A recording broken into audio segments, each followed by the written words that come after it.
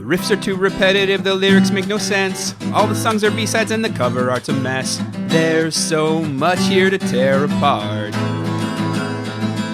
Listen to it for a week, now that week has passed. It's Why I Hate This Album podcast with Tim and Garrett. Hello and welcome to another episode of Why I Hate This Album. I am one of your hosts, Garrett Harvey. With me as always, co-host extraordinaire, Brendan to my Frasier, Timothy Richardson. Tim, how you doing, buddy? I'm doing great this week. How are you? Boy, it's a mixed bag. I'm great, and I am so miserable. Oh. Grizzleable. Mate. No, that one's taken.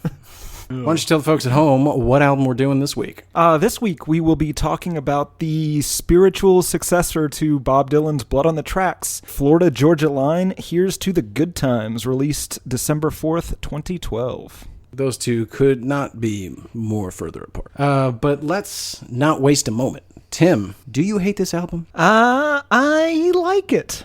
I kind of like it. No. No, of course Tim. not. Good God, Garrett. You've done it again. I thought I was going to win this game with Slipknot, but I have to concede. You have managed once again to find something that I just hate unconditionally. I don't think there was any spelling on this album. Nope, not a one. If there was, I think I would be able to say already that it's worse than Slip Antword or D-Knot. Wow, that is a bold statement. Yeah. Do you hate this? Yep.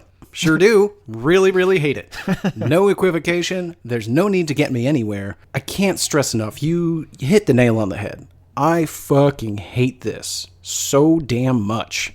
And more than I thought possible. I yearn for the salad days of Slipknot, when we were just two young chaps listening to Gwen Stefani and giggling about those poor dead-eyed Asian women. This is an assault on my senses. You know what? That's not true. I don't consider myself a terribly cultured man. No, I don't either. Okay, well, nobody asked.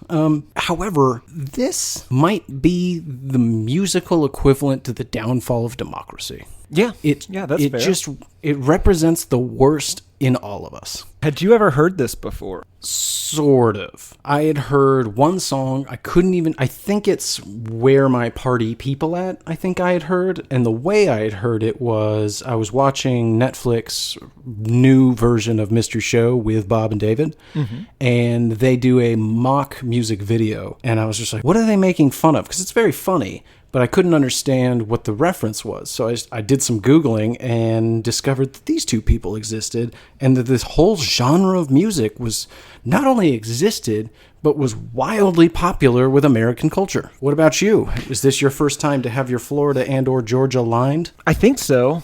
I can't remember ever hearing this before. I had no idea that this band existed until you mentioned doing an episode. I feel like if you had heard it before, you would be well aware because you would have gone into a rage blackout and possibly murdered somebody. I don't think you understand the concept of a blackout, but yeah. I remember my blackouts based upon the carnage which I observe when I awaken. Oh, fair enough. So neither of us have ever heard of this album. This was fresh to us both, with the exception of I definitely saw one music video a couple of years ago, and that's what planted the seed in my brain, growing this tree of sadness that is now this show. Before we get into the nitty-gritty, Tim, how about you take us on a magical journey through history where we can learn how these two assholes gained popularity and became the band known as Florida Georgia Line? There's actually not a lot of history for each one of these guys. They've got a very boring backstory. They basically have the same backstory. Essentially, Florida Georgia Line is made up of two assholes named Tyler Hubbard and Brian Kelly. Did you have any issue initially figuring out which was which? Yes. I even Google imaged each one independently. The smattering of images that come up either would be one and then the other, and I don't think the internet knows who's who. No, so Brian, or Florida, as I may or may not call him, he grew up playing sports and going to a lot of church. He spent a good portion of his youth writing songs and performing in his church's worship band. What is a worship band? If you go to a church, a Protestant church, it is the music that is played typically during one church service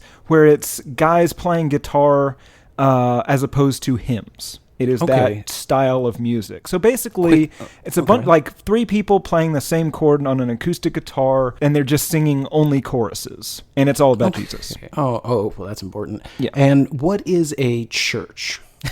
He also was very into sports. He got a pitching scholarship to Florida State University, go Seminoles, and was briefly signed to the Miami Marlins. Now, I read that he was signed to the Miami Marlins, but that doesn't make a lot of sense. And I found this ambiguity as well, and I did some digging. The best that I can tell is he was already riding that pine in college and was originally thinking that he would in fact be drafted by Miami, and as that became less and less likely, then he decided to quit his baseballs. He decides to pursue a career in music instead, again inspired by Christian music, most notably one of Garrett's favorites, Casting Crowns. I do not know what that is. Don't lie. I thought it was Casting Crows. I thought that too. It is Casting Crowns. He transfers to Belmont University in Nashville, where he becomes... Had you ever heard of Belmont University? I had not, no. Did you look up Belmont University? No. It is the largest Christian university in all of Tennessee. That doesn't sound impressive, but it's Tennessee, so I'm assuming like they have a lot of competition. What is a Christian university? It is a university that requires you to go to chapel at least once a week and not bang people. I grew up in hometown of Texas Christian University, yes, and did not see any of those values being espoused at that university. So, I mean, I think there's levels. TCU or like SMU, those kind of schools, they're essentially just a private school that was founded with a particular... Jesus. Yes, by Jesus, with a particular denomination. But I think that there are some that take it very seriously. Your Liberty universities and the like. I don't think they're allowed to hold hands in public there. Oh, no. Also, university is being used very loosely with relation to that school. Right. Anyway, so while he's at Belmont, Florida becomes very active in the worship band scene, which is apparently a thing at Belmont. Well, understandably now that you understand that it's a Christian university. The other guy, Tyler, or Georgia, grew up very similarly. He was playing guitar and singing in church. He went to church multiple times per week. He then went on to Belmont University, where he met the Florida asshole. They met at Belmont while playing music in a church. They start writing songs together. Terrible songs. Yes. Because they were terrible songs, they originally began performing live as a cover band. Were you able to get a list of any of the songs that they covered? No. Did you? Nor was I. While they're playing in this cover band, they decide to self-release an EP of original songs, which comes out in 2010. Then, while playing at a county fair, they were discovered by either Joey Moy or Joey Moi of... I think it's Moy. Okay, so they were discovered by Joey Moi of Nickelback production fame, and they recorded their debut album with him, which is the album we'll be talking about. I just love that one of the most mocked bands in modern history, the producer of which was like, hey, I know bad music, and that's bad music that I can make a lot of money off of. Boys, I'm about to change your lives. Yeah. I mean, and good for him. Joey Moi might be a goddamn business genius for taking constantly looking for rubes to take advantage of. Not really, though, because he's making them famous. These guys are rich as balls because of this man. He's not taking advantage of them. He's taking advantage of America. That guy hates America. Anyway, Moi said he was aiming for a sort of Def Leppard song structure and production. Oh, it shows. And they obviously liked what he did here because, as far as I can tell, he has produced every single song they have ever released. Yeah, go with what works, I guess. From what I can tell, they don't have any actual talent themselves, so clearly somebody is making them successful, and I'm inclined to think it's Moy. Moy. I mean, that's pretty much it on their history up to now. I do have a couple of Snopple fun facts for these guys. I'm sorry, what fun facts? Snopple? It's legally distinct and unrelated to Snapple's real facts. What? Snopple? That's right. What product is Snopple? I don't understand. Well, Snapple is a delicious iced tea. I understand what's happening. No, it's not a thing. I'm saying something that's very close to it so that the undiscerning ear will think that I'm referencing the product, but I'm leaving just enough difference in there so that legally it is distinct. Oh, okay. You know me. I love a good list of fun facts and hate that you steal my bits. But honestly, they're so boring, I couldn't put together jack shit. So guess what, Tim? You get to run the Snopple Fun Fact Factory this week. Snopple. It's a good bit. Couldn't someone argue that you just don't know how to read or write, especially if they listen to this show? Yes. Listen, if anyone has learned anything from our show, it's that anybody can argue anything. I want you to know that if I'm called to testify, I will not lie for you.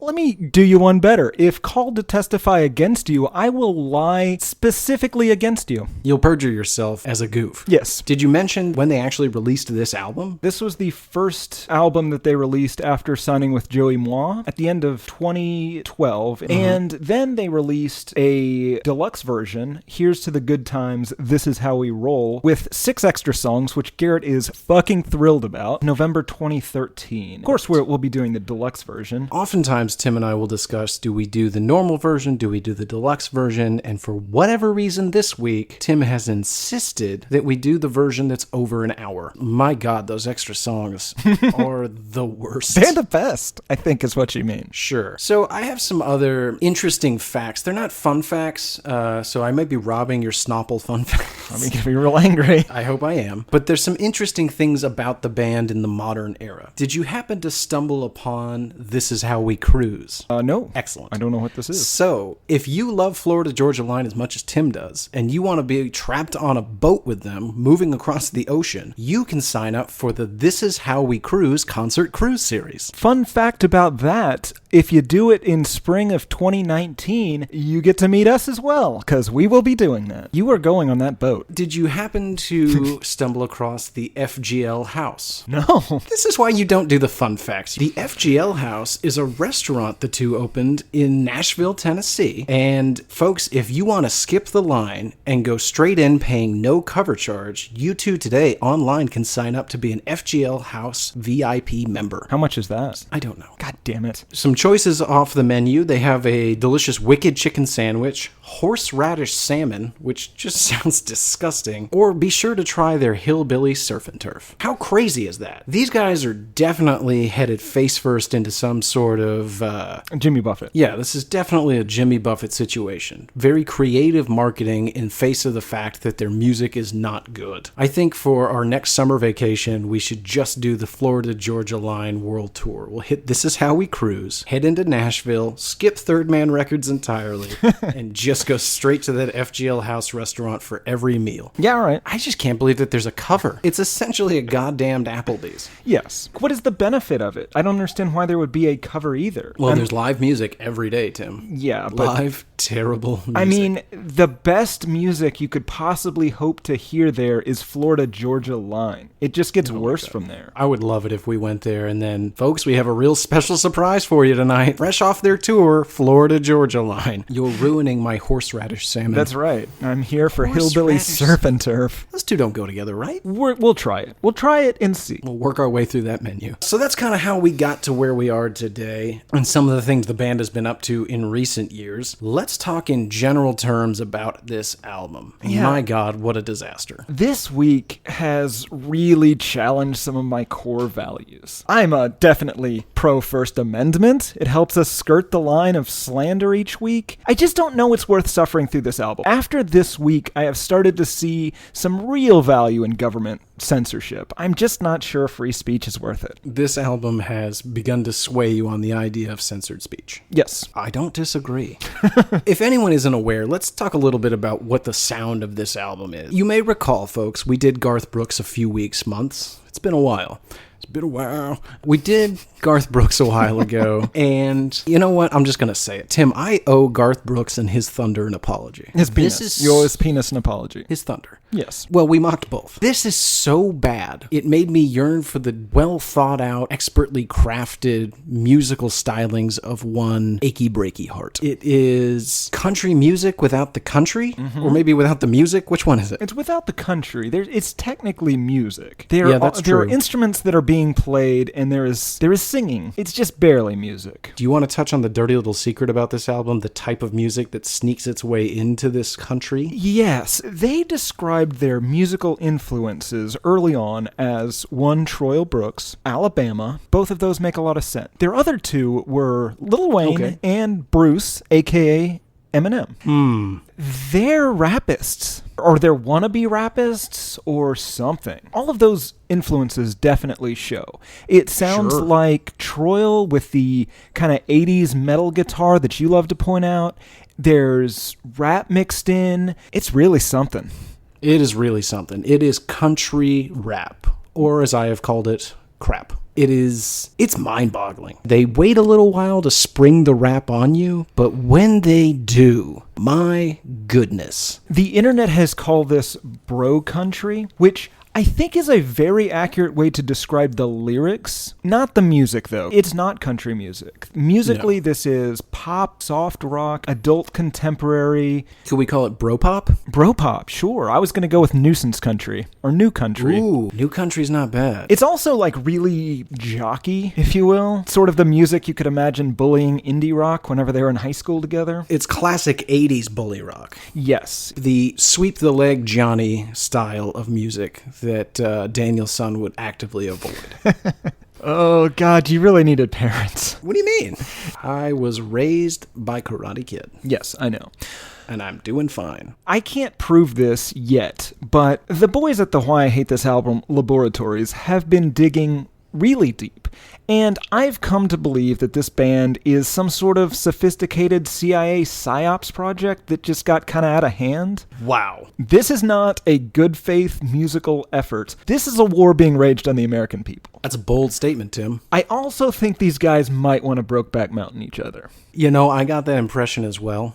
Yeah. It's fine. It's okay to do. Absolutely. You're up on a mountain with a buddy. I think all dressed of this like would cowboys. make a lot more sense if they were the world's first openly gay country duo. Yeah. Excuse me, bro pop duo. Yes. I didn't want to say it, but I'm glad you broached the subject. I do think that, as is often the case with incredibly conservative, religious type folks, these dudes are super banging in the back. Yeah. I couldn't help but be hit with a saddening and just depressing realization. You and I have wasted years knowing one another and not creating some sort of country rap duo. And something that we haven't touched on, the amount of bizarre product placement and canned references to generic country items, see lifted trucks, specifically Chevys, mudding, boozing, Daisy Dukes. You and I can do this, Tim. I grew up in Texas, you grew up in Saudi Arabia, but you've been here long enough now. I think we can say that you're familiar with a lot of these themes. I spent a little bit of time this week working on some potential names for our duo, and I've written a few songs. Excellent. I won't sing the songs today because I don't want to, I want to give us a chance to learn how to properly harmonize and figure out who's going to do which parts of the raps. But I wanted to run through some potential band names for you and potentially some of the songs that I've been working on. Does that sound like a good idea? That sounds great. You let me know what you think of a few of these. We'll start with the band name, all right? The Dirty Mudflaps. I like it. Booze and Honey. One of us is booze, the other is honey, but it's spelled Boozin. Get it? I'm going to be Honey. Of course you are. Okay. This is why we work, Garrett. That's right. Hat and Cattle, or conversely, Cattle and No Hat. Obviously, I would be Cattle and you would be No Hat. But I always wear a hat. I know. Oh, I get it. Yeah, it is. Up next, I have Texas Toast. How is that not a band name? So, okay, if we name it Texas Toast, that has to be also the name of the first album and a song on that album. Yeah, that's going to work out great. And then I have one more for you, and this is a personal favorite for mine, although Texas Toast is definitely in the running. Big Hoss and Little T. I don't like it. I figured you wouldn't, which of course makes it my favorite. So now some songs I've been working on. As I mentioned, as we've learned from this bro pop duo, product placement can take up somewhere between 30 to 84% of your song. And that's completely okay. So what I figured was they've kind of got they mention a lot of specifically Chevys, and then they mention a ton of different alcohol brands. But I thought something I didn't hear a lot of is maybe you and I could work more from the fast food, your Chili's, your Applebee's, things like that. And I put them right in the title so that people know in case they are immediately turned off by Texas Toast. Maybe they'll still read the titles of the songs and we'll still get paid. So I've got Applebee's Heartache. And so in there we do a crossover with Prilosec OTC. So it's a song about the heartache of being dumped by your gal at an Applebee's, but then also the invariable heartache of having acid reflux from eating at Applebee's. Red Robin Rappin', Chili's Curbside Pick Up My Heart, and my personal favorite, Baton Rouge Bathwater Baby. Now, that one is a reference to an incident Tim and I had while eating in a Shoney's in Baton Rouge, Louisiana at 2 a.m. after an ill-advised trip to go gambling in the nation's worst city. And we overheard a conversation with a gentleman and a waitress. This gentleman was blackout drunk with his family.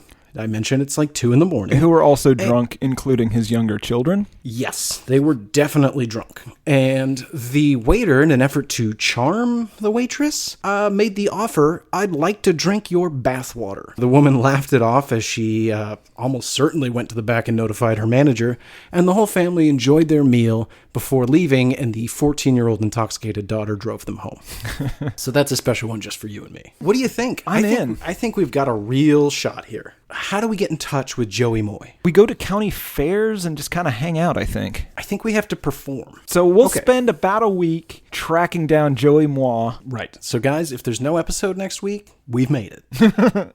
Look for Texas Toast or Big Hoss and Little T on the record charts soon. Yes. I like it that you mentioned the vast amount of product placement, because I did some math just on the album as a whole. We should mention, Tim, you didn't do the math. Oh, that's Guess true. what, folks? The boys in the lab are back. I don't know how we didn't touch on this at the beginning. As we've mentioned in previous episodes, we like to employ specific strategies originally employed by the U.S. government to drive out dictators from embassies. We picked the worst possible album we could think of, a little something we like to call Florida Georgia Line, and we just played it continuously. We just kept playing Florida Georgia Line on that picket line until everybody finally broke ranks and came back in. Ironically, and to teach them a lesson never to cross us again, we then said, guess what, fellas? As punishment for you betraying us, you are now going to have to do the research this week for Florida Georgia Line. That's how we actually arrived at this album, and we're happy to say the boys are back in the lab, hard at work. What did they come up with for you? 12 of these 17 songs contain some form of product placement directly mentioning the name of a product. That doesn't include the references that you can clearly tell what they're talking about, but they don't actually say the name. There are over 35 product mentions in all, over 2 per song. This is more cynically commercial than either James Buffet or Gwendolyn Stefani. This is what we've been waiting for. At least with James Buffet and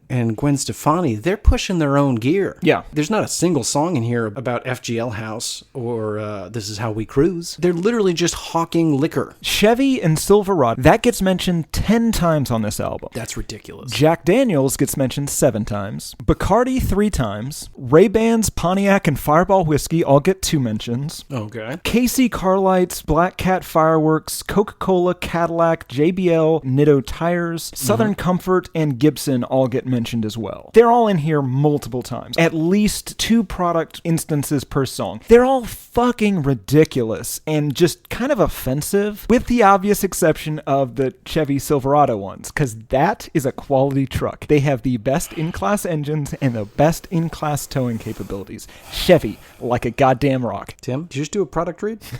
Also notable, they mention other bands 12 times in this album. Yeah, that does happen. We'll get there, though. Also, but I'd just like to, hold on, I'd just like to circle back around. Just one quick second. Did you do a fucking product read? I don't think so. I'm just I think you did a product read for Chevy. No, I see. That's a huge get. This is what you're mistaking. I'm just saying things from the heart. If Chevy happens to hear that, or happens to have discussed beforehand, and gives me money for doing it, I can't control that. That's what I really believe. You definitely can control that. And if they do, then it is your responsibility to inform me and write me a check. I don't see how. Moving on. They also have writing credits on 10 of these 17 songs, which I thought was surprisingly high, frankly. I think the best way to understand how this music was written is boys write down just words. They probably started with sentences and that didn't go great.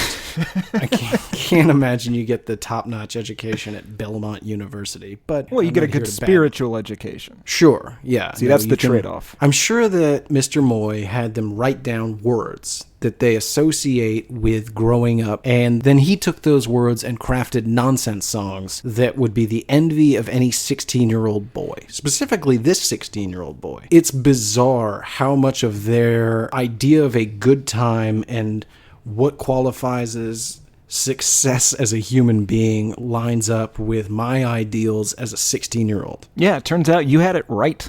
No. Or they have it other wrong, way around. one way or the other. There it is. It's not one way or the other. It's just the one. Yeah.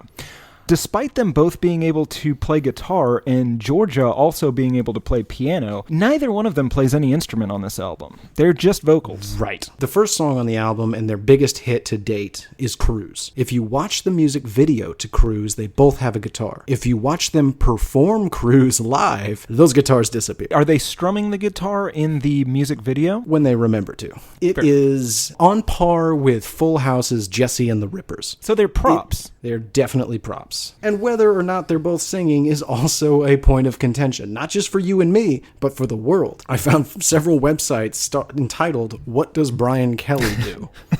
The reigning theory is that when Brooks and Dunn retired somewhere in 2012, they believe that the record executives were like, well, that leaves an opening to then begin winning awards in the country music duo category as opposed to the single artist. So they thought, well, it'd be fine to have Georgia, but if we have Florida and Georgia, there's a much better chance they're going to win awards and therefore gain more popularity. Every week, I gain more and more respect for industry suits. That's fucking genius. Watch out, Florida Georgia line. Texas Toast is coming at you. Before we get into the song by song, I have a Snopple Fun Fact. This is Snopple Fun Fact number 903. Florida Georgia Line was accused of being anti-police in 2016. They banned police from being backstage at their concerts in several states after a series of high-profile police shootings. This is the police shooting other people, not police being shot. They would later ask for a police escort leaving a festival show only to be told to go fuck themselves. Great fun fact, Tim. You ready to move into the song by song? Yep. Song number 1,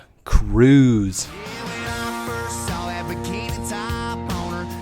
I have some bad news for you, Garrett. This is one of, if not the best-selling song in country history. This is certified diamond. They are the first and only country artist to have a diamond single in the digital age. 10 million copies sold. 10 million copies. Yeah. I had the boys down at the lab do some math. Sticking with that one statistic for just a moment. I believe that the going rate currently is, if you sell the single for $1 a piece, iTunes takes 30% of that, taking out half of the remaining profit for managers, producers, etc. And you multiply that off of that one song, these two made $3.35 million.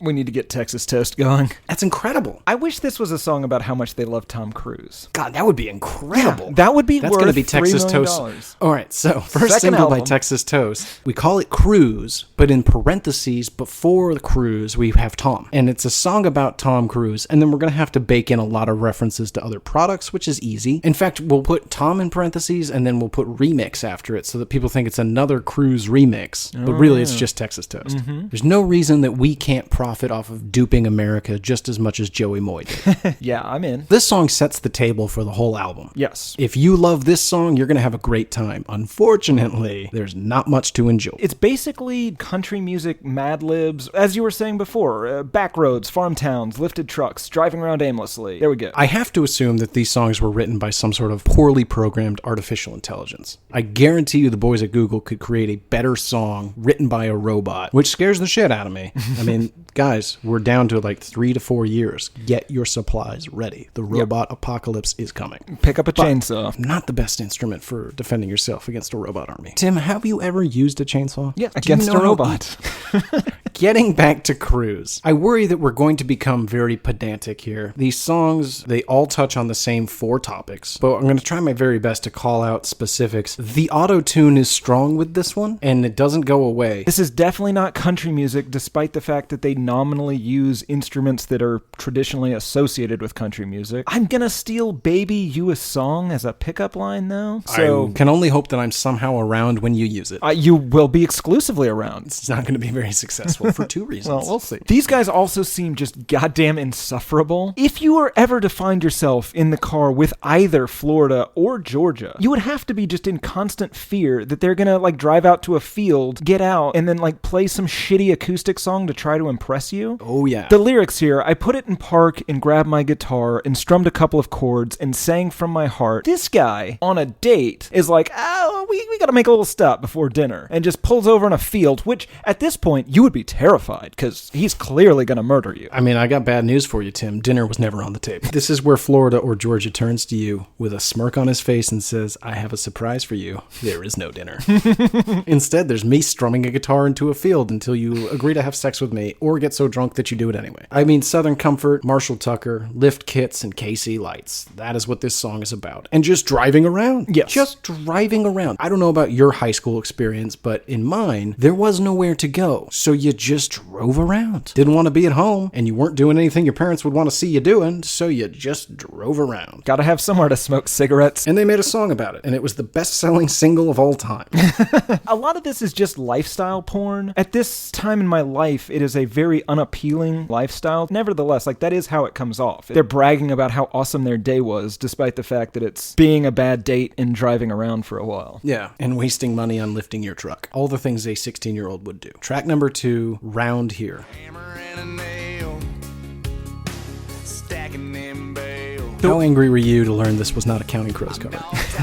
In direct contrast to the last song, this one is about hay bales, mudding, toolboxes, Saturday nights, and dancing in fields. Huge departure. But I did kind of find something fun about this song. We talked about whenever God is mentioned in songs, you like to change it to be about the devil. Well, I just assume that not everybody worships the same God. I'm not close-minded. Some worship Allah, some worship Jesus, some worship Satan. I did a similar thing on this album. Every time they said her, I changed it to him in my mind, and just pretended that these were all love songs sung by Florida to Georgia, or possibly vice versa, or about a guy that they kind of both want to bang named Jeremy. We don't talk about the album before we get on the microphones so that we don't taint the episode. But, I mean, here's my notes. I did the literal exact same thing. Yeah. If you do that, it makes this whole thing tolerable. Sort of. Well, we have to listen to it either way. A quick question. You found it funny, not arousing, right? Yes. Well, That's not funny. I found it, Wait, yes to what? I was curious about what exactly this meant. So, I've been working and trying and flirting and dying for an all-night kinda kiss. What is that? I believe he wants to kiss this lady, or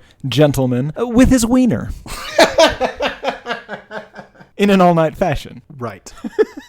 I like their working class lies about stacking hay bales and the like. For a genre labeled bro country, it is more this weird bro pop. They've got their diesel jeans that are fashionably ripped, and their shiny shirts, or tank tops as they appear, but with their gold chains, and drinking Fireball whiskey. This is not what your typical bros do. Track number 3, Get Your Shine On. Silverado candy painted, Ray-Bans got the whole world shaded. There's a very specific lyric in here that bothers me. First of all, this appears to be a love song. I'm just curious, is it a love song about a woman or a love song about moonshine? No, I mean, that's fair. They are Parrot Head. Assuming that this is a love song about a woman or another gentleman, there's the line in here, chromed piece tucked in the console, riding high, roll up on the down low, baby get your shine on. Genius lyrics. I know where you're going. Oh, Yeah. Genius Lyrics had something to say. They did. I think I know where you're going with this. Go ahead. But Genius Lyrics believes that chromed piece is a flask. Given the amount of moonshine references in here, that makes sense. But they also say that it's a term for a gun, which is what I thought of whenever I heard this, mostly based on D. Antwoord. I mean, if it's a reference to a gun, why is it mentioned in this love song about driving a girl somewhere in your Silverado? Oh my god. Garrett's, oh my god. I don't think Miss Dunham would approve of the implication. Well, I was trying to save it. There is a lot of, dare I say, problematic issues in this album that Miss Dunham would not approve of. Lena, turn it off right now. Means I do not want your ears to be sullied by this music. It's not rapey, right? Like, Ooh, it's pretty rapey. Yeah. Allegedly. To your point, either he is singing about drinking and driving, or it's an entire love song about getting a woman drunk and feeling good that he has a gun in his console for later. Or, I mean, at the very best, it's about driving a woman out into a field with the amount of alcohol it will take to get her drunk. And that's not great either. Misters Florida and Georgia also seem to be obsessed with lip gloss. Did you notice that? Not only are they obsessed with lip gloss, they seem to have a very active working knowledge of the various flavors and types of lip gloss. Song number 2 features cherry lip gloss. This one features strawberry. I'm just going to throw this out there. Are grown women wearing this? I don't think anyone but strippers. And I don't necessarily... Well, you know what? I hate to do this, Tim, but I'm going to need a definition for grown women. Above the age of 18. Okay, but probably in this case below the age of 19. Well, yeah. It's a very slim window for Florida and Georgia. It is very unclear how old this woman is, what their intentions are with her. Like, God. And again, they're just driving around. Don't you people have homes? They have very nice homes. Right. Take them there. Why are you driving around getting drunk with underage, well, not underage, very young women? You see, you have to put them in a situation that they really understand the implications, right? It does come down to the implication, doesn't it? There's not any harm that's going to be done to them. It's merely implied. If you want to get home from this field, you're going to listen to me strum this guitar, you're going to drink this blackout juice, and then we're going to see where the evening takes us. Oh, the Garrett Harvey story. No, I have nothing but the utmost respect for women. Sorry. Song number 4, Here's to the Good Times.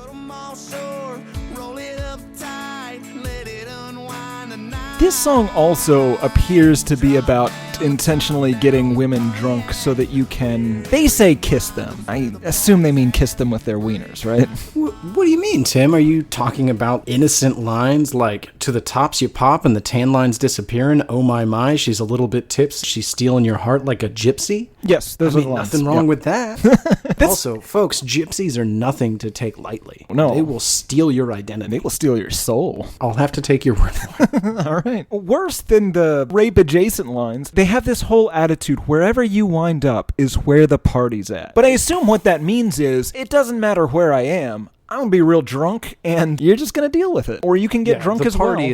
The party is definitely a euphemism for getting very drunk. Which is so ironic, because these are good Christian boys, are they not? They are. From what I understand, Jesus doesn't have any issue with drinking per se, but I don't think he would necessarily espouse the benefits of getting blackout drunk, or more importantly, consistently trying to get other women around you, could be men, blackout drunk so that you can do, whatever. That doesn't seem like good Christian values. I haven't read the Bible in a while. I mean, I'll take your word for it. I mean, it's full of all sorts of wacky stuff, but I don't think that's in there.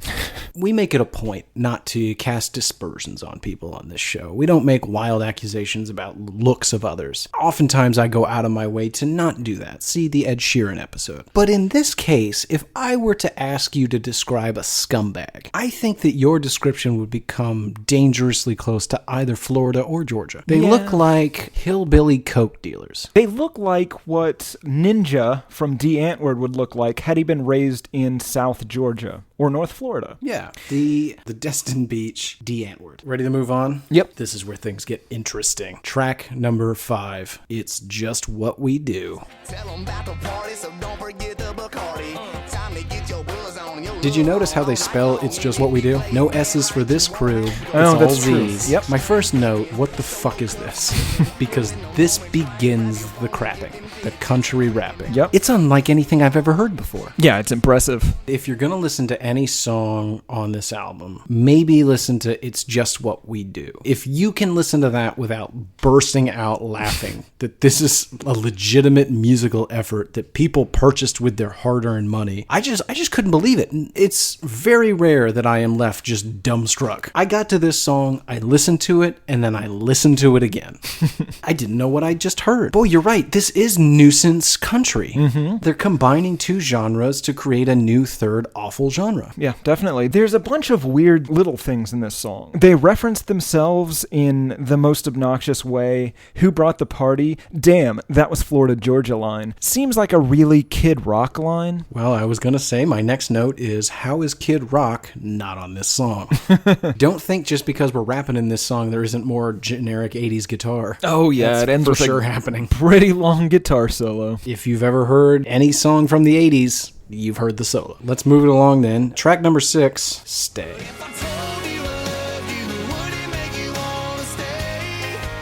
The first verse of this really seems like something a young Garrett could have written. If I may, I'd sell my soul just to see your face, and I'd break my bones just to heal your pain. Time is running out, and I'm starting to lose my faith. That's got Garrett written all over it, current day or younger. Okay, first of all, no, you fuck. Not current day by any stretch of the imagination, and I'll tell you, in sentiment, sure, but I would never choose any of those words. You don't think it's good enough for something from your notebook, is what you're saying. I agree with that statement as well. More importantly, what I'm saying is there's a lot of reference to faith and grace That's and fair. saviors. Yeah, None you of that were, would have been in there. You're a lost little boy. That's not what I said at all. It gets even more cliched from there. I can't it go does. on another day without you. Without your touch, I'm not gonna last. I feel like my walls are caving in. Now that is a Garrett Harvey 16-year-old personal poetry selection. That's the selection you should have read, Tim. I thought this sounded a lot like an Avril Lavigne song. Why'd you have to go and make things so complicated? Stay tuned, America. That's coming. This is the sort of song, it's like an obligatory song on any country album. To their credit, this is the closest they ever get to an actual song that could be considered sort of country. I don't know if you noticed, in the specific way they phrase that sentiment, it's so weirdly transactional and manipulative in their view of the world and relationships. But if I told you I loved you, would it make you want to stay? And if I wrote you a love song and sang it to you every day, would you stay? What can I do to make you not leave right now? I'm sort of surprised that he never decided to just try to get her to get real boozed up. Seems to be how they typically get women Well, to that's stay how with you them. get them in the first place. That's not how you keep them. Right, that's the job of rope. Or a field. You don't need rope when there's nowhere to go. The Garrett Harvey story. Again, no, I'm talking about Florida and or Georgia. Song number 7, Hell-Raising Heat of the Summer. Bust a cap on a deer sign. Little backseat. I'm so fatigued at this point. This is the exact same song about having fun in a rural area, like cruise, round here, here's to the good times, it's just what we do. It's the same goddamn song. What makes you say that? Just because they're driving around and mentioning Daisy Dukes and drinking and trapping women in the middle of nowhere? That plus the 80s guitar solo, yeah. There is definitely an 80 guitar solo, and to me, specifically, it sounded an awful lot like the theme song to Top Gun. Was that, it's got a bunch of guys playing volleyball? No, that's a different one. Okay. That's the one you watched. They sit at this bizarre crossroads of country and hip-hop / rap culture. They make mention of busting a cap in a deer sign. So you get that rural tradition of shooting road signs for some apparent reason, mixed with the urban vernacular of bust a cap. The outdated and never used by anyone today urban vernacular. There is a lot of street lingo on here that just... Outdated street lingo. Right, like the word street lingo. Correct. Like I said, they mentioned Daisy Dukes. In fact, the line exactly is that Daisy Duke peekaboo. I don't know what that means, but gross. So, let me explain. Whenever you're a man and you're wearing shorts that are cut off super high, occasionally you get into a sort of a peekaboo situation. Now, this is a song from one man of the country to another man of the country. It gets hot in northern Florida or southern Georgia. Gotta cut those shorts off high, and occasionally, you have a little accident, but the other guy likes it. It doesn't feel like an accident when you shout oops and point at your crotch. Oops. Perhaps getting in and out of those lifted trucks, something might slip. Now, when you say okay, so first of all, you're implying that the Daisy Dukes, the shortness of the shorts, is a function of the heat in either southern Georgia or northern Florida. That's how you justify it, yes. That's how you justify it. That's how they justify it. I'm not wearing them. Right. Well, I mean, you're wearing them. Currently, yes. But that's to get in character for this episode. It's the same reason I'm wearing a cowboy hat. It's the same reason you've got some sort of weird bandana over the bottom half of your face. Right. I misunderstood what we were doing.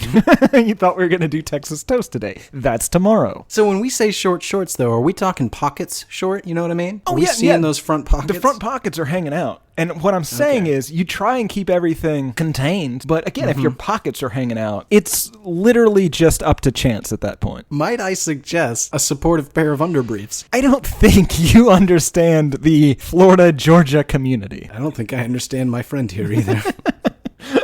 You asked for an explanation. This is what they're talking about. Don't get up later, okay? Like, I'm going to leave the room and then you leave the room.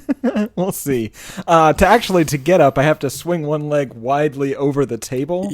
Over the table? Goodness gracious. Yeah. You don't oops. That's right. I'm going to oops you good. It should be noted, this song, as well as every song that we have mentioned, is using excessive auto-tune. In case you had any misgivings about whether or not these people had any musical talent, don't worry, they don't. They sound like Cher. Track number 8, tell me how you like it. Do you like it when the Twit is tree? Or do you like it when the backseat's This might be arena-oriented country as opposed to arena-oriented rock. If you were at a club this doesn't make sense, right? But if you're in a football stadium, it makes a little bit more sense for this to be the sound. I think what's probably giving you that inclination is that the song begins with artificial claps. There are claps in the song. Don't put claps in your song. I'm no professional musicianal production guy. Not yet. Right? Coming soon. Texas Toast.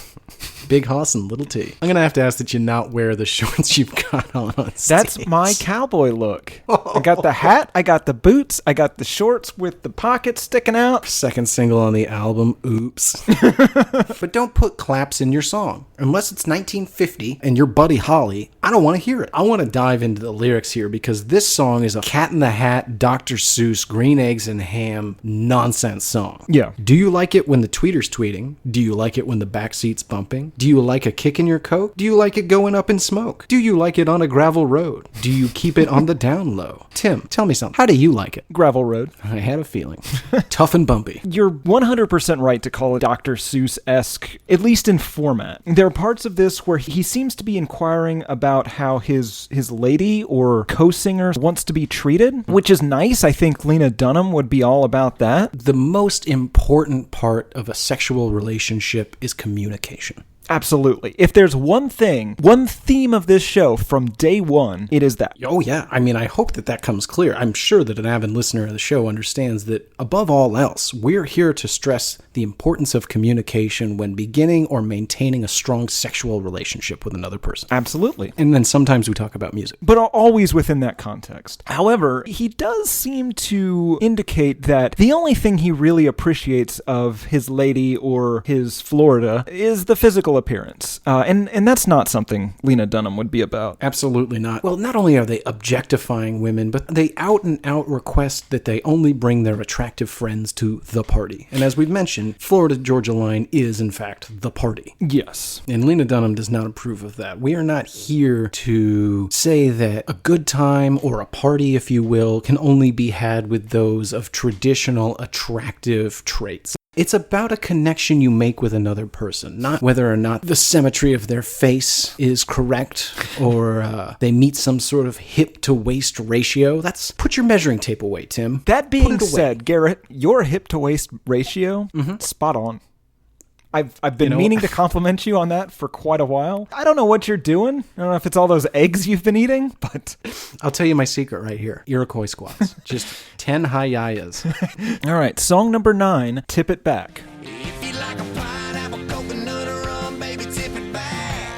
This song is the crux of my belief that this is a CIA psyops plan to pacify the American people. If I may read some lyrics here. Okay. And do not worry about anything except what's in your glass, whether it's a cold beer, tequila, or a double shot of Jack. All you need to do tonight is tip it back. The message of this seems to be nothing's wrong, everything's okay, just keep drinking. And that's exactly how Iraq wars get started. For example, hey man, didn't the US invade Iraq under false pretenses? Got some moonshine here. Perhaps you'd like to tip it back. Man, income inequality has reached historic proportions. The richest three Americans... Tim, tip it back. All right. It seems statistically impossible that the U.S. government isn't intentionally targeting civilians with drone strikes, and President Obama intentionally targeted multiple American citizens. Tim. What? I'm going to need you to tip it back. You're right. That'll help. Boy, you know what? This little bit of role-playing has really helped to sell me on this theory. This might be a large-scale government plan to placate the American people through booze. It reminds me of that Britney Spears interview where she advises everyone to just trust President Bush in every decision he makes. Well, Tim, that was a slightly different situation. I don't know if you remember, but back then, Jesus was talking to our president. That's true. So they apply the Jeff Foxworthy formula to this song. Mm-hmm. They set a premise, then they alleviate the premise with a catchphrase, as opposed to, you might be a redneck, or that awful Bill Engvall who had, here's your sign. In this instance, the solution to every problem is tip it back. And I cannot believe I live in a country where these people could have the best-selling country single of all time without the assistance of the government. There are works at play here that are far grander than you and I. Folks, if we are not here next week, and you do not see the debut album from Texas Toast, assume we have been taken by the government. Act accordingly. Each listener will receive an envelope in the mail with instructions as to where you can pick up your kits, and we will be hoping expecting a retrieval and rescue plan as outlined in the envelopes being delivered to your homes. I want to address some lyrics aside from merely tipping it back. When you do not get paid for next week, but you need some drinking cash, find that coffee can stash and tip it back. First of all, if your life savings is in a coffee can, you're doing it wrong. If you do not have enough money on hand for drinking cash, you need not go to your life savings. Don't use the last of your money to buy booze. Also, in that context, whenever you just say tip it back, they're referring to the coffee can full of money, right? Yes. Don't drink coins. No, I think you're confused. You can merely tip the can into your hand. But that's not really tipping it back. You should listen to this song because they use tip it back in a number of different contexts that are not putting anything in your mouth. I put all of the things they suggested in my mouth. Jesus Christ. Don't do what Florida Georgia Line tells you to do, especially when you think that it involves putting things in your mouth. Hey, Garrett. What? Tip it back. I apologize. Track number 10, Damn Baby, featuring Sarah Buxton. Got me like, damn, baby, damn, baby, damn. When you read the title of this song, DAYUM, Baby, did you have a clue what it was? Oh, yeah. Damn, baby. You're the worst. You're just the worst. Yeah. As the title would imply, there is a lot of rapping on this song. I don't really give a shit about this song. I don't either. However, this is an excellent example of you and I were in college and even in a fraternity. When you're in that environment, there's always at least one gentleman that typically they get a reputation for getting very, very drunk and then hitting on women to the point where you have to step in and remove him from the situation. I'm just talking about not taking a fucking hint. And I believe that that's what this song is about. Some lyrics. Damn, baby damn, baby damn, baby down. Baby down. We'll be loving till the sun comes back around. Baby round, baby round. I can see you'll probably be keeping me up all night. To which a woman, presumably Sarah Buxton, immediately replies, all I want to do is take it slow. What? If you look at the lyrics written out, for some reason, the all I want to do is take it slow is in parentheses. Yeah. Even in the written out lyrics, we are not paying attention to what this woman wants. This is aggressive. Yeah, I don't think Lena Dunham would approve of that. I can say for certain Lena Dunham is horrified, shocked, and appalled at the language used in this song. I mean, we can call it right now, Tim. We're 10 songs in. She does not approve of this album. Absolutely not, no. And to be perfectly honest, I don't think they approve of her. They seem to have a very specific ideal of what a woman should look like, and it does seem to be the antithesis or inverse of Miss Dunham. Well, again, I have learned from her that the inside beauty is what counts the most, so I can't even tell anymore. All you see is character? That's right. Tim, you know what? I'm so fucking proud of you. On that note, Snopple Fun Fact number 47. In 2015 alone, these two guys made $36.5 million from their music and presumably seafaring and restaurateuring adventures. The restaurant wasn't open yet. Oh, okay, so then just music and seafaring. That is $50,000 per day apiece. It's not really a fun fact, it's more of an annoying fact. I want to read one more lyric for you. Wait, baby, listen to me twistin', watching you sippin' on that drink. I saw you smile back, and I didn't miss it. It's on later on. Wink. He says wink. What appears to be happening is there's a woman with a drink, takes He's notice of a dancing. fact. Well, she's not dancing. He's dancing. He's dancing at her. Yo, you're right. Yeah. Oh my God, you're right. He is aggressively dancing at her. Unless she has formal training, chances are the easiest and best way to diffuse a situation is to kindly smile and move away. Yeah, but he's not going to take that. I mean, he's insisted that it's on a little later on, and then he even says wink. My God, Tim, this is horrifying. Don't get in that car. He's going to drive you out to a field. He might have a gun. He might have a guitar. Either way, it's not going to be a good time. Song number 11, Party People, featuring Jaron Johnson. First of all, Garrett, where are we going as a society if we are naming people Jaron? This is why China and Europe are overtaking the U.S. scientifically. Because of Jarons? Yeah, it's not because you can't get elected to Congress if you think climate change is real or the fact that we banned all stem cell research for like a decade. It's because we have a relative excess of Jarons. Oh, Tim, Yep. could you go ahead and just tip it? Believe it or not, folks, this is the laziest writing on the entire album. And I quote, "We're gonna rock, do a lot of shots. Someone tell the clock, we ain't gonna stop. That's a Black Eyed Peas song, right? Pretty much. This seems to be a song just about being a bad neighbor. Yeah. If I lived next to these two assholes, I would have my speakers just pressed up against the wall with Slipknot queued up, just waiting to hear a single sound from them. Your biggest, greatest weapon is useless. They've neutralized it. You can't play Florida Georgia Line loudly at Florida Georgia Line and expect the same results you would with any other human being on the planet. They're just going to start partying harder. I just want to point out one thing. We should be done right. The original album had 11 songs. 11 is plenty. We've had a lot of fun here today, but Tim's an asshole. Hey, I'm doing this for the listener. They don't want us to be done. They want 6 more songs. I do not know if that's true. This is an excellent time for me to remind everybody. I want to thank everyone for the reviews on iTunes. Please rate and review. And if you don't know what to say, we've got 2 great choices for you. Tim's a Sucker, which is my personal favorite because Tim hates being called a sucker. Gotta hate it. Is one for life. Oh, all of you that have left reviews, goddamn you. You guys are the best. Fucking Thank you furious. for that. Hilarious. Please get on there, rate and review. It helps us out as we're trying to get sponsors and become a legitimate show. But if you don't know what to write, a simple Tim's a Sucker is super helpful, and good God, it makes me laugh. If you don't want Tim's a Sucker, maybe Tim Antword is another one that I've been hashtagging most things with the last couple of weeks. But the point is, thank you for those of you who have done it already, and if you got a moment, we really do appreciate it. Because of the fact that Tim is now going to make you suffer through another 6 songs, perhaps you're motivated now to call him a big fat sucker. Or you could just do Texas Toast. That way it doesn't hurt anyone's feelings. That is pretty funny, but I'd rather hurt your feelings. That is true. I can vouch for that. Ready to move on? Yeah. This Is How We Roll, featuring Luke Bryan. Yeah, baby, this is how we roll. We rolling into town. Right up top, as a PSA, do not fire guns into the air in celebration of anything. If you shoot at the moon, you will not hit the moon. You will hit your neighbor. Yes. Or potentially yourself. There's This song is literally a list of reasons to hate these men, starting with using the phrase, "This is how we roll." I use that a lot, but won't in the future. They also have the line, "We love who we love, and we want to have fun." Are they sneaking in an admission that they either bang or want to bang each other? They're testing the waters, just kind of seeing what the reaction is. Yeah, we really do owe it to ourselves to listen to later albums and see if it's just a bunch of songs about them banging dudes. All the references to hot ladies have faded to the background. It's still basically the same lyrics, but it's super clear that there's nobody else at the party.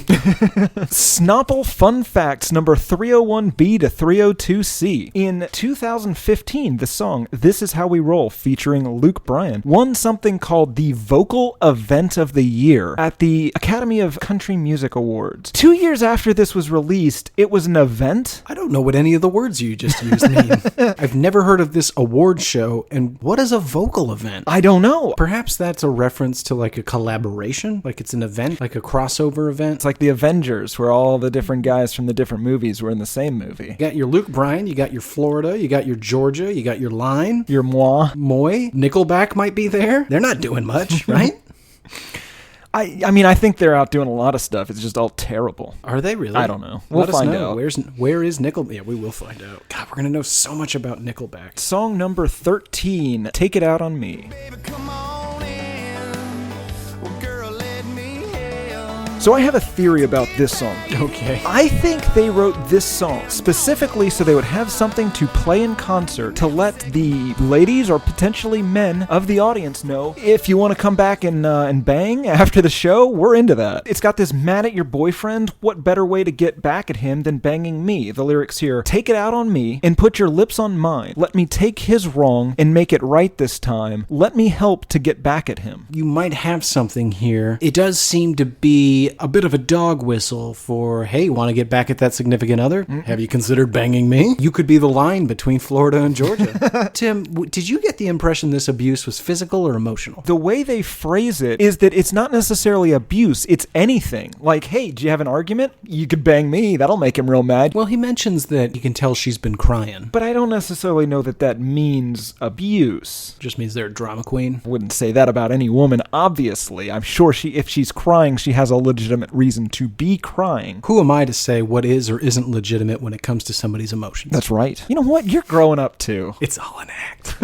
Oh. What a creep. There's a pattern of abuse here, and he knows that he can keep banging this person because they're going to continue to be disappointed by the person they're in the relationship with and return back to him. Once they're in a vulnerable and emotional state, he can then use that to seem like a good guy and get him some, well, again, we don't know what he's getting. What you're saying is that Florida and or Georgia is a predator. Well, yes, allegedly. Track 14, People Back Home. The chorus of this song reminded me of a very specific reference to Imagine Dragons' song Radioactive. Yes. Familiar with this song? Uh-huh. And then if that weren't bad enough, we are back to the raps. This is a very obnoxious rap on this one specifically. To give the folks a bit of a taste. So Tim, I hope I'm not stepping on any toes here. You are our in-show resident rapist. However, I was so angry at the stylistic plagiarism that I would like to, if I may, and I don't pretend to have any rapping skills. I am no Tim Antwoord. I must perform the lyrics to this song as close to the actual version in the song as I possibly can to make my point, if I may. This one's for my people, from the backwoods to the steeple, from my daddy to that preacher man that taught me to run from evil, from the people that I'm still cool with, and the people that I went to school with. Our anaconda don't want none unless you got buns, hun. Do you know what I'm saying here, Tim? I don't. I like big butts on a can. Oh, it is. You other brothers can't deny. Well done. Texas toast is definitely going to be a thing. It's going to be a rap thing, but it's going to be a thing. You're right. Isn't that crazy? It's just blatant. You need to have a little bit more of a southern accent, though, thrown in there. I can't do it. I can only imitate Sir Mix-a-Lot because I'm not an asshole. You know, first we got misogynism, and now we've got cultural appropriation. I didn't want to say the CA word, but here we are. Well, we should move on. Song number 15, Headphones. Much as you didn't care for Damn Baby, for me, Headphones is maybe that song. I hate it so much, I made up my own complete version of what this song is about. To me, as noted in every single song up until this point, these folks have a drinking problem. Well, allegedly. Real parrot heads. Anyway, I think that this song is about that time either Florida or Georgia decided to quit drinking. The lyrics read, "It's hard to admit your boy is addicted, and now I'm tied to a train down memory lane, stuck on repeat the same old same." These guys are dealing with a vicious cycle of addiction. And this is the one time they tried to kick it. Every time he goes and he puts his headphones on, all he's reminded of is all those great parties he had. He doesn't know how to live. You take booze out of these guys' lives, and no longer are they getting any of these ladies. All that's left is Jesus. Jesus never got anybody laid. The Garrett Harvey story. There it is. I really don't give a shit about this song. There's more rapping, there's more 80s guitar solos. It's stylistically pretty much the same as the 14 songs that preceded it, and I don't care. Track number 16, Hands on You. When I get my hands on you, I'm gonna do it. This song really comes across as a threat. If I may read some lyrics here. When I get my hands on you, I'm gonna do every little everything. Anything, girl. I'm gonna make you go crazy, baby. When I get my hands on you, ain't nothing in the world gonna slow me down. I've been waiting on this for such a long time. I've been waiting on a chance, girl, to make you mine. And you even left out in one of the later stanzas, it's exactly how you just read it, with the additional line, when it's finally just you and me. Well, yeah, you gotta wait for your chance, Garrett. You can't just do this out in the open. Gentle Jesus. Yeah, they're That's monsters. terrifying. Even forgetting all of the monstrous things you just read. Let's just look at one line. When I get my hands on you. Never once in the history of the English language has that been a term for endearment or romantic relationship of two consensual adults. Right. That's exactly what you say before you threaten to murder somebody. Or whatever it is they do with them. I think we should move on just to lighten that up. Well, then you're in luck, because song number 17 is Cruise, the remix, featuring your favorite, Nelly. So hot in her.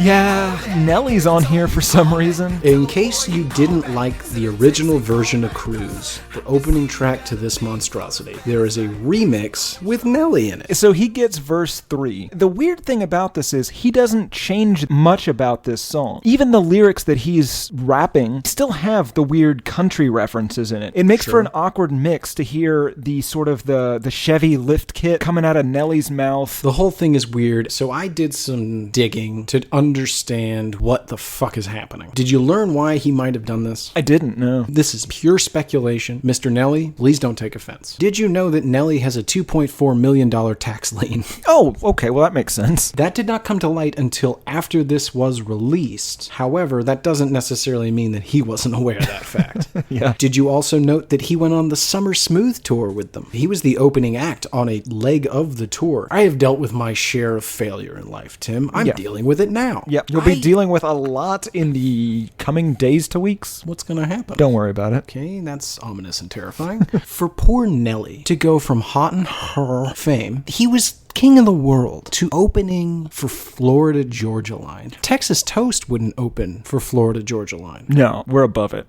We are above it. We're better than them. On song names alone. Yeah, and we're going to get those corporate contracts sealed up before we even cut the first single. I will say, in 2004, Nelly first dabbled in the country music scene when he did a duet with Tim McGraw. But I mean, I would argue that means it makes more sense for him to be doing this nonsense, because they are a country rap, a pop, a prap group. Ooh, they might be a prap group. When he was interviewed repeatedly by people who just started with the question, what? He just said that he doesn't care about genre. He just sees a hit song and that's what he's going to make. In this instance, the song already very much existed and was already very much a hit without the addition of Mr. Nelly. Yeah, but they sold like an extra 4 million copies on the remix version. God damn it. You know, that sort of makes me happy, though, because I think we can get Nelly for a remix of Texas Toast first single. Yeah, I don't see why not. And, you know, I'm not saying Texas Toast is the final name yet. But it's the best name. You're not calling me Little T or whatever the fuck. Well, we can still be Texas Toast with nicknames. I could be Low T. Tim, god damn it.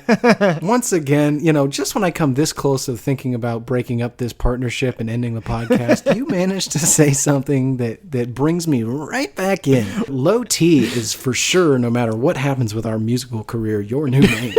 God damn it, no. Let's do this quickly. How did this thing do? Hit us with the raw numbers. So this did extremely well. It reached number 4 on the Billboard 200 chart and number 1 on the Billboard Country chart. It actually hit number 1 on the country chart 4 separate times. Good God. Yeah, most notably knocking Parrot Head sexy guy and friend of the show Blake Shelton off the number 1 spot in 2013. Ooh, that must have stung. Crying in the bosom of Miss Stefani that weekend. No, not in 2013. He was a Miranda Lambert cry. Listen, I don't know where his face is, but it's probably buried in some boobs crying. That's all I'm saying. Yeah, this was double platinum in the US. It sold approximately 2.4 million copies as of April 2017. It was the 7th best-selling album of 2013, and then it was the 10th best-selling album of 2014. Beat out Drake and Katy Perry in 2013 for the 6th best-selling album of 2013. Well done. So this thing sold all the copies. Yeah. Who's buying this album? That's what we should know. be investigating on a national level. Not the 3 to 5 million people that definitely voted illegally in our last election and are certainly real and not an ego-driven fantasy in the head of President Clown Baby. Tim, tip it back. You know what? You're right. So those numbers are jaw-droppingly awful. Let's talk a little bit about what people thought. What did the critics have to say? This wasn't really widely reviewed at the time. You got like an all music, and then mostly it's country-specific reviewers, but they got kind of a 3.5 to 4 stars overall. Not as low as I would have hoped. Yeah. Robert Kreisgau did not review it, and good for him for ignoring this. But on Amazon, it was reviewed 578 reviews, 4.7 out of 5-star average, and 94% of people gave this either 4 or 5 stars. Like, what the shit, man? I don't know. I literally didn't know it existed. Yeah. So I feel like if you know it exists, then you love it. I know it exists now. And thousands of people now know it exists. Yeah. Thanks for listening, and we're sorry. You have any choice reviews for us this week? I do. This is a review by Terry Munro called Here's to the Good Times. Love this CD. How I heard of this group was Sean Hannity was talking to one of the band members on his show, and they played one of the songs, and I feel in love with this CD. All the songs are great. That, you know what? Adds up. Yep. And so that was obviously 5-star review. This is a review entitled Escape Reality by SMG Pittsburgh. So you spend a day in an office, or more likely a cube or behind a counter. You work long hours, get frustrated with all the daily grind issues of miscommunications, unhappy clients, unhappy bosses.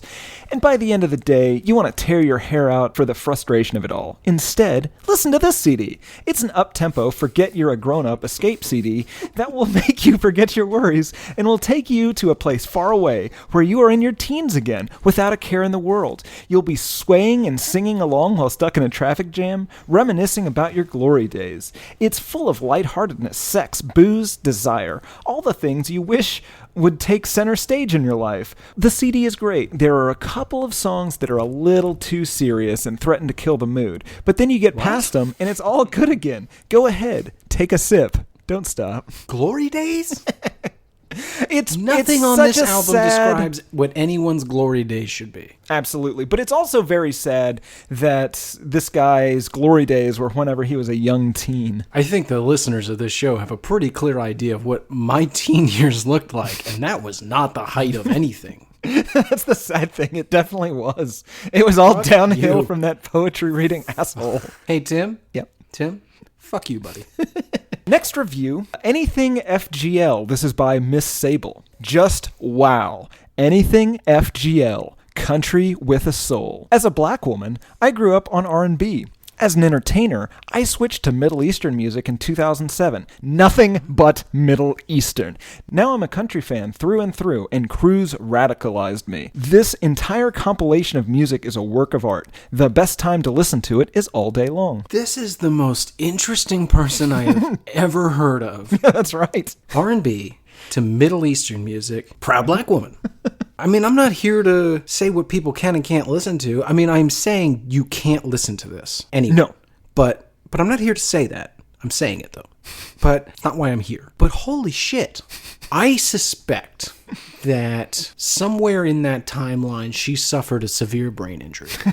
It seems like a series of brain injuries, actually. Because there's a couple Perhaps of... it's a degenerative neurodisease. Yeah. Causing, like, wild changes in personality over time. Yeah, Miss Sable, if you're out there, get checked out. I have one more. This is called Turkey Bacon by MG. Before I get into the critical aspects of this album, let me just say this. This is not country music. This is rock music. There is nothing on this CD that is in any way connected to country music. Like a lot of music that is put out and is marketed as country, looking at you, Taylor Swift, this is what I would like to call turkey bacon. I'm sure everyone's had turkey bacon. It's turkey flavored, cut, and cooked like bacon. And turkey is great. I love turkey, but cutting it and cooking it differently doesn't change the fact that it is turkey, not bacon.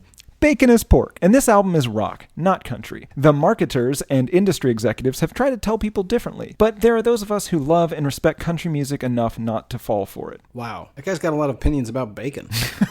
Let me ask the question, Tim. Who is this album for? Really, anyone that enjoys either Troil or Blake Shelton non-ironically, Sean Hannity fans, and people that prefer alternative breakfast meats. I think I will agree across the board, with the exception of the Troil fans. I think a Troil fan would not enjoy this. I assume that crossover is coming. God, you're probably right. Yeah. You know what? I think I will be able to more accurately say after I've heard Troil's new album. That's true. And God, I'm excited. Man, I saw a picture of him. Like, his head has, like, doubled in size. Yeah, it's swelling. Some sort of Barry Bonds syndrome. And then the other way I would describe it, I'm going to use a phrase that you actually coined. It's music for people that don't like music. I want to listen to noise in a rhythmic nature, but I don't really care.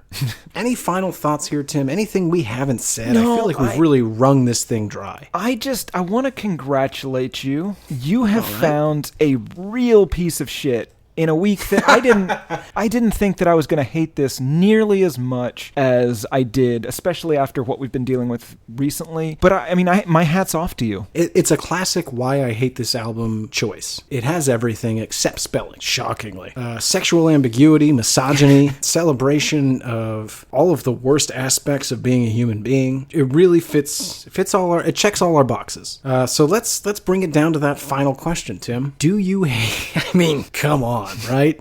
Do you hate this album? Garrett, I hate this album more than life itself. What about you? How do you I hate it more than you. You like me, right?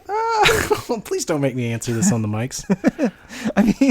No, I don't know what that means. I just always assumed that we were friends. Do you? We are a version of friends. Oh, you don't like me. That's what you're saying. You make it hard to be friends with you. That's fair. Okay. You're sitting here in the shortest pair of cutoff jeans I've ever seen. At least trim up your gear, dude. What's going on there? I'm a cowboy. The mystery. Okay. Yeah, rough and tumble. Before we go, I have a listener mail. This is an update since we've been talking about country and Troil. I have an update from one of our listeners about Troil. This is from Ben, last name redacted, who wrote in to say that my sister teaches abroad and recently got a job in the former Soviet Republic of Georgia. The people there are big fans of Garth Brooks and also Chris Gaines. My sister has not found anyone so far who believes that they are the same person. What a magical land. And first of all, I have to say, I stand in solidarity with the good people of Georgia. The closest I can get to them being the same person is sort of a Steve Urkel, Stefan Urkel kind of thing. Mm-hmm. Where they're not really the same person. He's used science to become a second person. There was no science involved in his transformation. Well, if you consider Photoshop science. I do. And Weight Watchers. Or wig science? Or face merkins science? The merkins are, the wigs are not. Okay, fair enough. That is a great email. That's a great reminder too, folks. Feel free to email what you like, what you don't like. Fucking ridiculous stories about the albums we do, shit that made you think of something else that's funny. We'd love to do extra episodes of the show throughout the week where we do just listener mail and talk about random nonsense. So please write in hatepodmail@gmail.com or just go to hatepod.com, click on the contacts in the upper left-hand corner, and that'll open up a little form. You can type in whatever you want, go straight to our inbox, and 99% of the time we respond to you. I think that's it, Tim. Anything else? This has been Why I Hate This Album. I am one of your hosts, Garrett Harvey. I'm the other Tim Richardson. The riffs are too repetitive, the lyrics make no sense. All the songs are B-sides and the cover art's a mess. There's so much here to tear apart. Listen to it for a week, now that week has passed. It's Why I Hate This Album podcast with Tim and Garrett.